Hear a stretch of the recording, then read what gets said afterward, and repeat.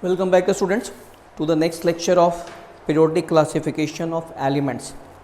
तो periodic classification of element पिछले lecture में हमने शुरू किया था और हमने इसमें कुछ इसके जो बेसिक कॉन्सेप्ट्स हैं वो डिस्कस किया था।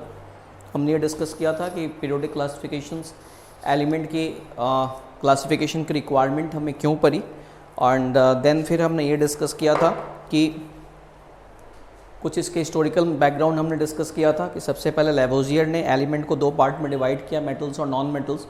उसके बाद से जॉन डाल्टन ने एक रिलेटिव एटॉमिक मास के लिए एक टेबल पब्लिश किया जो कि आगे के लिए एक बेस बना, बिकॉज उसके बाद के जो भी पीरियोडिक टेबल थे अप टू द मेंडेलीव तक जो कुछ भी पीरियोडिक टेबल था वो एटॉमिक मास पे ही बेस्ड था। उसके बाद से फिर हमने ये डिस्कस किया था डॉबनियर लॉ ऑफ ट्रैड कि डॉबनियर ने सबसे पहले एलिमेंट को तीन तीन के ग्रुप में in the increasing order of atomic मास उनको डिवाइड किया, तीन तीन के ग्रुप में रखा और ये बोला कि फर्स्ट और थर्ड एलिमेंट के एटॉमिक मास का अगर हम एवरेज फाइंड आउट करते हैं दैट विल बी रफली equal to the middle element. तो और फिर डॉबनियर के टाइम तक 30 एलिमेंट डिस्कवर हो चुके थे, ये भी हमें याद रखना है। देन उसके बाद से न्यूलैंड्स लॉ ऑफ ऑक्टेव हमने डिस्कस किया था। न्यूलैंड्स लॉ ऑफ ऑक्टेव्स में न्यूलैंड के टाइम तक 56 एलिमेंट डिस्कवर हो चुके थे और न्यूलैंड ने बोला कि अगर एलिमेंट को increasing order of atomic mass के अकॉर्डिंगली हम अरेंज करें तो 7th के बाद से जो 8th एलिमेंट आएगा वो फर्स्ट एलिमेंट की प्रॉपर्टी को रिपीट करेगा और इस ढंग से हमें सिमिलर प्रॉपर्टीज़ के एलिमेंट्स एक वर्टिकल कॉलम में मिलने शुरू हो जाएंगे। तो 56 एलिमेंट डिस्कवर हुए थे, बट उन्होंने क्लासिफिकेशन केवल 35 की और उसमें भी वो जो क्लासिफिकेशन थी वो पूरी तरह से सही नहीं थी, केवल कैल्शियम तक ही सही थी। Now the next that is Mendeleev periodic table. तो इन सब के बाद फिर इन 1869 में हमारे पास मेंडेलीव पीरियोडिक टेबल आता है। Mendeleev periodic table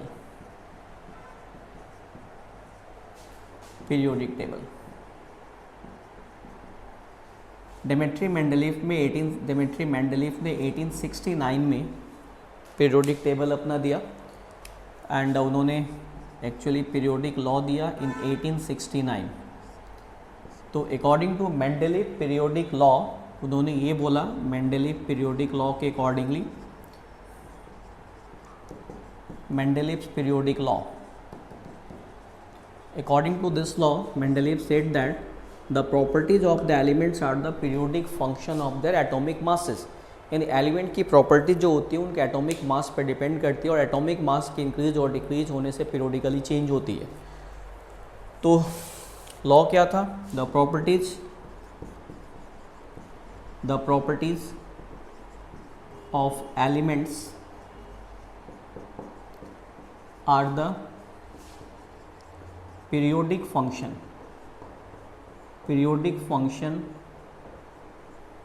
of their atomic masses। अब तक जितनी भी पीरियोडिक टेबल थी वो भी एटॉमिक मास पे बेस्ड थी और मेंडेलीव की पीरियोडिक टेबल भी एटॉमिक मास पे बेस्ड थी। फिर इसमें नया क्या था देखते हैं। फिर हमें ये भी ध्यान रखना है कि मेंडेलीव के टाइम तक 63 एलिमेंट डिस्कवर हो चुके थे। मेंडेलीव के टाइम तक कितने? 63 एलिमेंट डिस्कवर हो चुके थे। मेंडेलीव की पीरियोडिक टेबल नया इसमें ये था कि मेंडेलीव ने भी बोला कि भाई जो एटॉमिक मास है that is the fundamental properties of the element की प्रॉपर्टी जो एटॉमिक मास पर डिपेंड करती है। Increasing order of atomic mass के अकॉर्डिंगली अरेंज किया और बाकी के जो इसके पहले के दोनों जो भी दोनों क्लासिफिकेशन थी that is of Dobereiner and Newland, इन लोगों ने भी वही एटॉमिक मास के accordingly increasing order of atomic mass के अकॉर्डिंगली अरेंज किया। फिर इसमें नया क्या है? नया ये है कि मेंडेलीव की periodic table well organised table थी। बाद में आज के डेट में हम आपको मॉडर्न पीरियोडिक टेबल यूज़ करते हैं, तो ये वेल ऑर्गेनाइज्ड टेबल थी और या है आप बोल सकते हैं। तो वेल ऑर्गेनाइज्ड है ये।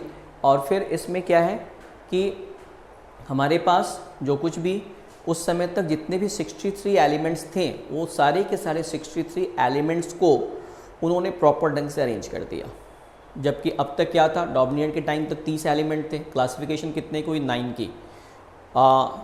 न्यूलैंड के टाइम तक 56 एलिमेंट थे, क्लासिफिकेशन कितने की हुई? 35 की। तो मेंडलीफ ने पूरे के पूरे 63 एलिमेंट को प्रॉपर ढंग से क्लासीफाई कर दिया और फिर इनकी जो पीरियोडिक टेबल थी काफ़ी वेल बैलेंस थी। इन्होंने ऐसे randomly increasing order of atomic mass के अकॉर्डिंग अरेंज नहीं किया। मेंडलीफ ने क्या किया कि जो कुछ भी उस समय जो एलिमेंट जो थे, सबसे पहले क्या किया कि एलिमेंट की एक पर्टिकुलर एलिमेंट जैसे मान लो x है उसको लिया। अब इस x की रिएक्शन उन्होंने, जैसे हमारे पास एक एलिमेंट है x और इसको इन्होंने ऑक्सीजन के साथ रिएक्शन कराई, इसका जो कुछ भी फार्मूला मिला, मान लो XO इसका फार्मूला है, उसको इन्होंने एक कार्ड पे लिखा। फिर वैसे ही इस एलिमेंट की रिएक्शन उन्होंने हाइड्रोजन के साथ करवाई और जो कुछ भी फार्मूला मिला अगेन उसको उन्होंने एक कार्ड पे लिखा। अब अगर कुछ एलिमेंट हमारे पास, कुछ मान लो 10-20 ऐसे एलिमेंट या कुछ सर्टेन एलिमेंट 5-6 एलिमेंट ऐसे हैं जिनका कि formula of oxides and formula of hydrides दोनों की फार्मूले में सिमिलरिटीज़ है, दोनों एक जैसे हैं, तो उसको उन्होंने एक ग्रुप में रखा।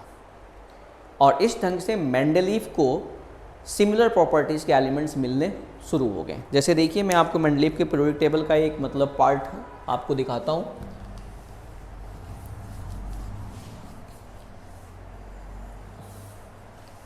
देखिए जैसे मेंडलीफ के पीरियोडिक टेबल में स्टार्टिंग के जो हमारे पास दो ग्रुप हैं, ग्रुप 1 और ग्रुप 2, मैं इसको लेता हूँ। This is first group, this is second group. Periodic table में क्या है, इसमें इन दोनों के ऊपर पहले क्या है हमारे पास, पहले हमारे पास इनके हाइड्राइड और ऑक्साइड्स के फॉर्मूले हैं। इसका R2O and RH, R2O and RH, ये किसका है फॉर्मूला है? R2O किसका हो गया? ऑक्साइड्स का, और RH किसका हो गया? हाइड्राइड का। R हियर एलिमेंट, R का मतलब यहाँ पे क्या है? R का मतलब यहाँ एलिमेंट्स है, ठीक है, R का मतलब यहाँ पे एलिमेंट्स है। देखिए फिर तो ऑक्साइड्स का फॉर्मूला R2O, हाइड्राइड का फॉर्मूला फर्स्ट ग्रुप के लिए RH, वैसे ही सेकेंड ग्रुप के लिए RO एंड RH2। अब देखते हैं इस ग्रुप के जो एलिमेंट्स हैं हम उसकी बात करते हैं।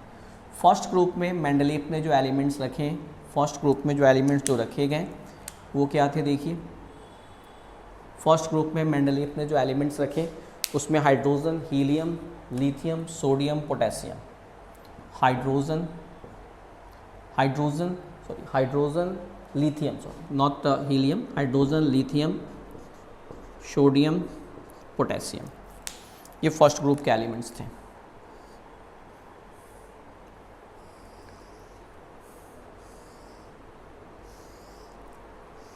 सेकेंड ग्रुप में जो एलिमेंट मेंडलीफ ने रखा that is beryllium, magnesium, calcium. यहाँ से पे खाली है बेरिलियम, मैग्नीशियम, कैल्शियम। चलिए अब देखते हैं मैंने क्या बोला कि मेंडलीफ ने पहले जो कुछ भी एलिमेंट्स थे उनकी रिएक्शन हाइड्रोजन और ऑक्सीजन के साथ करवाई और जो कुछ भी उनका फार्मूला मिला पहले उन्होंने उसको एक कार्ड पे लिखा और अगर फार्मूले में सिमिलरिटीज़ है तो फिर उन एलिमेंट्स को एक ग्रुप में रखा। जैसे देखिए मैंने यहाँ पे ऊपर इनके फार्मूले लिखे हैं, आप इसकी जगह पे R की जगह पे एलिमेंट को रख के देखिए। यहाँ पे देखिए जैसे फर्स्ट ग्रुप की मैं बात करता हूँ, फर्स्ट ग्रुप में हमारे पास क्या है? R2O। R की जगह पे मैं एलिमेंट को रख के देखता हूँ, कौन सा एलिमेंट? H रखा मैंने, H2O, ठीक है। Lithium, lithium hydride, sorry lithium oxide, Li2O, sodium oxide, Na2O, potassium oxide, K2O, बिल्कुल सेम है। तो ऑब्वियसली इनकी प्रॉपर्टीज में सिमिलरिटीज होगी, इन सब की प्रॉपर्टीज में क्या होगा? सिमिलरिटीज होगी। That is H2O, then Li2O, then Na2O and then K2O। इन सब की प्रॉपर्टीज में सिमिलरिटीज होगी। आज की डेट में भी एक ही ग्रुप में रखे जाते हैं, ग्रुप 1 में, and they all lose 1 electron, सभी के सभी एक एक इलेक्ट्रॉन लूज करते हैं, प्रॉपर्टीज में सिमिलरिटीज है। अब देखिए इसी ग्रुप में हम RH देखते हैं, RH हाइड्राइड का फॉर्मूला। अब देखो RH की जगह पे आप रख के देखो, H रखो, यहाँ पे क्या हो जाएगा? H और H, H2, ठीक है। Li रखो, lithium hydride, NaH sodium hydride, KH potassium hydride. Similarities आ गई। तो ऑब्वियसली इन सब की प्रॉपर्टीज में सिमिलरिटीज होगी क्योंकि इनके हाइड्राइड और ऑक्साइड्स के फॉर्मूले सेम है और फिर ये increasing order of atomic mass के अकॉर्डिंगली भी है। फिर देखो ग्रुप 2 लेता हूँ मैं, ग्रुप 2 लेते हैं हम। देखिए यहाँ पे ग्रुप 2 में क्या है भाई? RO, ऑक्साइड्स का फॉर्मूला हमारे पास क्या है? RO। चलिए RO, अब इस RO पे की जगह पे हम एलिमेंट को रख करके देखते हैं। Beryllium, BeO beryllium oxide, MgO magnesium oxide, CaO calcium oxide, similar है। फिर देखो दूसरा हमारे पास इसमें हाइड्राइड को रख के हम देखते हैं, दैट इज़ RH2। अब देखिए यहाँ पे, अब देखिए हाइड्राइड का क्या हो जाएगा फिर BeH2। R की जगह पे मैं एलिमेंट का नाम लिख रहा हूँ, MgH2 this is magnesium hydride, CaH2 calcium hydride. तो इस ढंग से मेंडलीव की जो पीरियोडिक टेबल थी वो वेल ऑर्गेनाइज थी। He was a Russian scientist. हालांकि इस पीरियोडिक टेबल में काफ़ी कंट्रोवर्सी है कि बेसिकली ये पीरियोडिक टेबल मेंडलीव की थी या किसी और की थी। सम साइंटिस्ट बिलीव डैट कि ये बेसिकली ये लोथर मेयर की पीरियोडिक टेबल थी और मेंडलीव ने इसको उड़ा लिया। एंड सम बिलीव डैट कि ये मेंडलीव लोथर मेयर की थी, सॉरी मेंडलीव की थी और लोथर मेयर ने कॉपी किया, जो भी हो।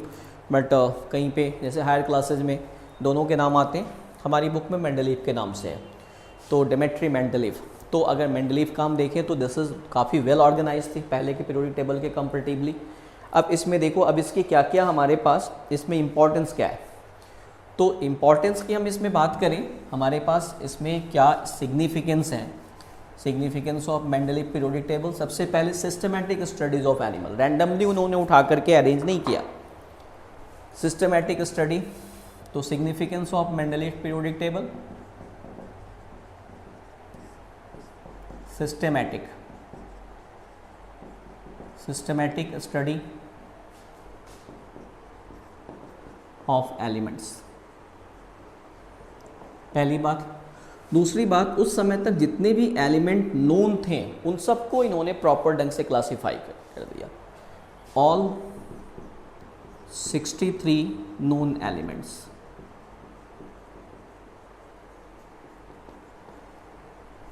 were given proper places।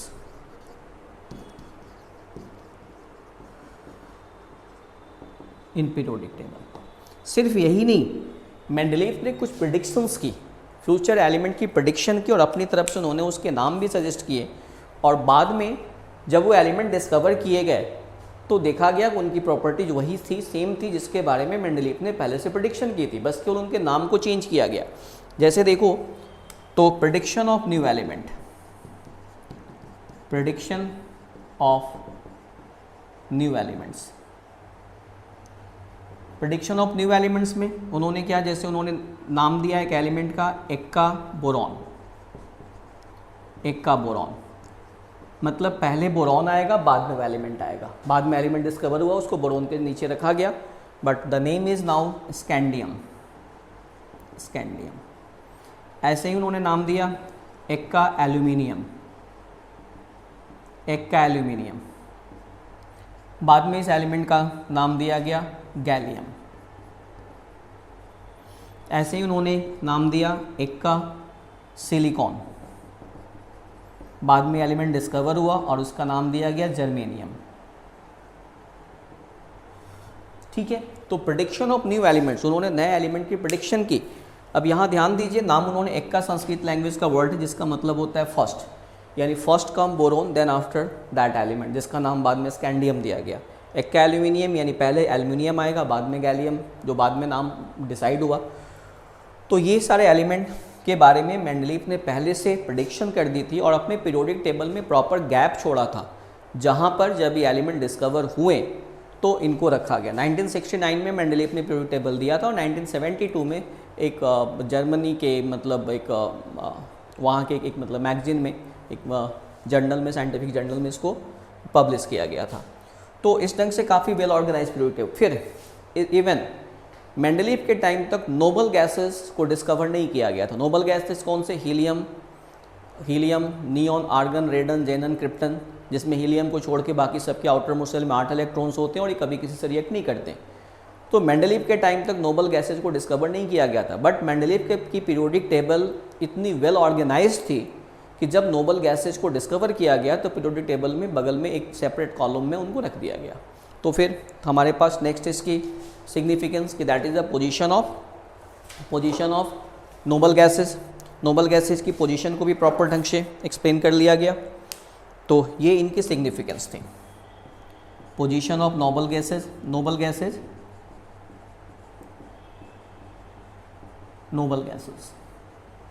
इस तरह से मेंडलीव की पीरियोडिक टेबल जो थी वो वेल ऑर्गेनाइज थी, बट फिर भी इसमें कुछ प्रॉब्लम थी जिसकी वजह से आज के डेट में हमारे पास मॉडर्न पीरियोडिक टेबल की रिक्वायरमेंट हमें पड़ी। तो क्या क्या लिमिटेशंस इसमें थी मेंडलीव की पीरियोडिक टेबल की, हम उसकी बात करते हैं। मेंडलीव की पीरियोडिक टेबल की लिमिटेशंस की हम बात करते हैं। तो सिग्निफिकेंस हो गई, इम्पॉर्टेंस, चलिए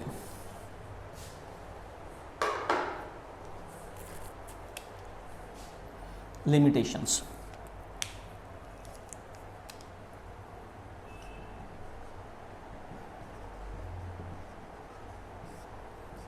पहली लिमिटेशंस है position of hydrogen, position of hydrogen. अब देखिए मेंडलीव ने अपने पीरियोडिक टेबल में, जैसे मैंने अभी आपको दिखाया, ग्रुप 1 में रखा अल्कली मेटल्स के ऊपर, हाइड्रोजन, लिथियम, सोडियम, पोटेशियम। मैंने अभी आपको बताया these are called alkali metals. एक इलेक्ट्रॉन ये लूज करते हैं और बड़ी आसानी से अल्कली बनाते हैं, OH जिसके साथ होता है उनको अल्कली बोलते हैं। इसलिए इन्होंने इसको, अब हाइड्रोजन अल्कली मेटल की तरह एक इलेक्ट्रॉन लूज कर सकता है, इसलिए उन्होंने इसके साथ रखा। But like the group 17th element, जो हैलोजेंस होते हैं, क्लोरीन, ब्रोमीन, आयोडीन, हाइड्रोजन जैसे क्लोरीन है, ब्रोमीन है, आयोडीन है, इनकी तरह हाइड्रोजन एक इलेक्ट्रॉन गेन भी कर सकता है। अब ये समस्या है कि मेंडलीव ने इनको यहाँ पे क्यों रखा, यहाँ क्यों नहीं रखा, क्योंकि प्रॉपर्टी इससे भी मिल रही है, इससे भी मिल रही है। तो पोजीशन ऑफ हाइड्रोजन ये एक कंट्रोवर्शियल था, बट एक्चुअली अगर इमेजिन करो अगर मेंडलीव ने इसको यहाँ रखा होता, अगेन वही क्वेश्चन राइज होता कि फिर यहाँ क्यों नहीं रखा, यहाँ क्यों रखा। आज की डेट में हमारे पास जो पीरियोडिक टेबल है उसमें हम वैसे तो हम ग्रुप 1 में हाइड्रोजन को हम आज भी कंसीडर करते हैं, बट पीरियोडिक टेबल में इसको बीच में हम दिखाते हैं। आप जब पीरियोडिक टेबल देखेंगे तो इसको बीच में, इधर एलिमेंट्स हैं, इधर एलिमेंट्स हैं, और ये बीच में इसको लटका दिया जाता है। तो ये था पोजीशन ऑफ हाइड्रोजन। दूसरा जो इसमें प्रॉब्लम थी, anomalous pair of elements.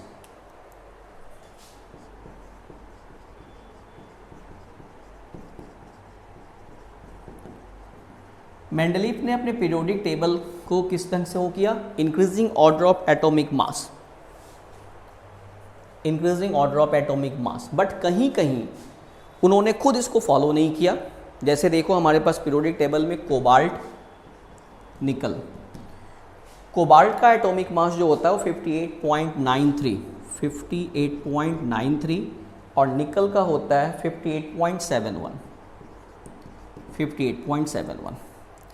Mendeleev ने जो लॉ दिया इंक्रीजिंग ऑर्डर ऑफ एटॉमिक मास, उसके अकॉर्डिंगली निकल का एटॉमिक मास कम है, कोबाल्ट का एटॉमिक मास ज़्यादा है। तो सिंपल सी बात है, निकल पहले आना चाहिए था, कोबाल्ट बाद में आना चाहिए था, बट उन्होंने ऐसा नहीं किया। बट ऐसा उन्होंने जानबूझ के किया। क्यों जानबूझ के किया, देखो कोबाल्ट के नीचे जो एलिमेंट पीरियोडिक टेबल में जो आता है दैट इज रोडियम, RH, और फिर निकल के नीचे जो एलिमेंट आता है पीरियोडिक टेबल में दैट इज पैलेडियम। अब क्या है कि निकल की प्रॉपर्टी जो है वो पैलेडियम से मिलती है और कोबाल्ट की प्रॉपर्टी रोडियम से मिलती है। तो अगर वो अपने रूल के अकॉर्डिंगली चलते और निकल को यहाँ पे रखते, कोबाल्ट को यहाँ पे रखते, तो पूरी की पूरी पीरियोडिक टेबल डिस्टर्ब हो जाती। जो प्रॉपर्टी जो वर्टिकल कॉलम में एक जैसे सिमिलर प्रॉपर्टीज के एलिमेंट होने चाहिए, ये बात नहीं हो पाती। तो उन्होंने जानबूझ के अपने रूल को यहाँ पे फॉलो नहीं किया, बट स्टिल जो रूल है उससे तो डेविएशन है, तो ये एक लिमिटेशंस हो गई। फिर देखो उसके बाद से पोजीशन ऑफ आइसोटॉप्स। मेंडलीव की पीरियोडिक टेबल जो है, मेंडलीव की पीरियोडिक टेबल किस पे बेस्ड है, increasing order of atomic mass, and we know that isotopes are the atoms of same element having same atomic number but different atomic masses. अब इसके accordingly जैसे hydrogen के हमारे पास 3 आइसोटॉप्स हैं, हाइड्रोजन, हीलियम, हाइड्रोजन के हमारे पास 3 आइसोटॉप्स होते हैं। तो अब क्या हाइड्रोजन, ड्यूटेरियम एंड ट्राइटियम, तो इसको 3 बार रखना चाहिए, बट उन्होंने ऐसा नहीं किया। कार्बन के 2 आइसोटॉप्स होते हैं, कार्बन 12, कार्बन 14, इसको 2 बार रखना चाहिए। ऐसे कई सारे एलिमेंट्स हैं। यूरेनियम के 3 आइसोटॉप्स होते हैं, तो डिफरेंट एलिमेंट्स इनके आइसोटॉप्स हैं हमारे पास। क्लोरीन के 2 आइसोटॉप्स होते हैं, क्लोरीन 35 और क्लोरीन 37, बट उन्होंने एक ही बार रखा। तो इसके पीछे भी रीज़न ये था कि मेंडलीव के टाइम तक आइसोटॉप डिस्कवर नहीं किए गए थे।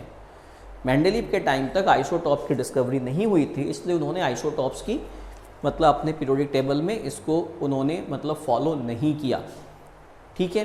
तो बट ऑब्वियसली ये भी एक लिमिटेशंस तो है, तो position of isotopes, position of isotopes,